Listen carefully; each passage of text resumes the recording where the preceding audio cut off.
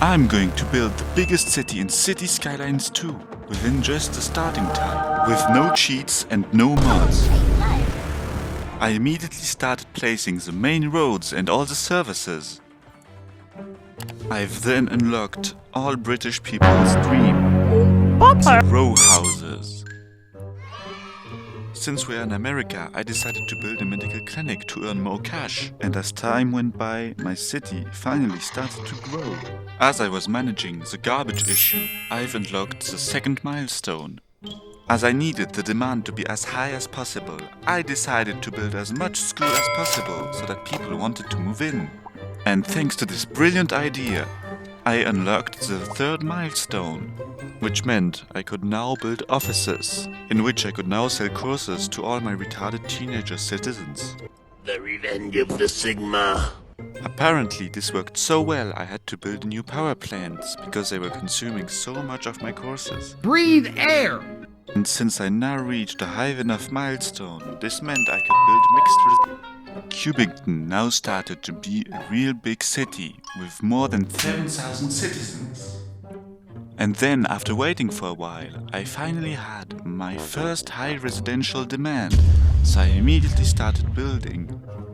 But the more people moved in, the more garbage I needed to store, so I had to rethink my garbage system. Thanks to all the points I accumulated, I decided to build a technical university, but as this thing was huge, I needed a lot of space to build it. But was it really worth it? Or could I have put more citizens into this small space? Or would this attract more people to put in high residential? As I still had a little bit of land, I decided to fill it and try and see how many citizens I would have at the end. And after playing for more than 2 hours, Cubington now officially had more than 16,000 citizens, and I wanted to call it a day. When I came back on the game, I saw that there was a fire. And apparently the citizens weren't the smartest. Run away, bro. But since there now was more than 17,000 citizens, I had to build a new garbage system, because the garbage was filling up. Since I had so little space, I had to rearrange some stuff. Later on realized that I've unlocked the high commercial areas, so I immediately started building them. As I was continuing my quest to have the best education possible, I decided to build a radio station so that even more people would be interested in going to university. Buckingham Palace has announced the death of His Royal Highness the Duke of Edinburgh. The tile was now full. I slowly had to replace the low residential areas with medium residential areas. As I was watching my city grow, I realized that in Skylines II, gas is free. I might even consider myself moving into my town. As the journey to having the best city possible continued, I tried to place as many parks as possible. And then I finally reached the 10th milestone. This meant I could now build high offices. As you can see, for the moment almost all the city is pretty low to the ground, and I want it all as high as these two buildings. After eradicating more than 20 houses at once, I've decided to take a little break and look at my city and think, was it really worth it?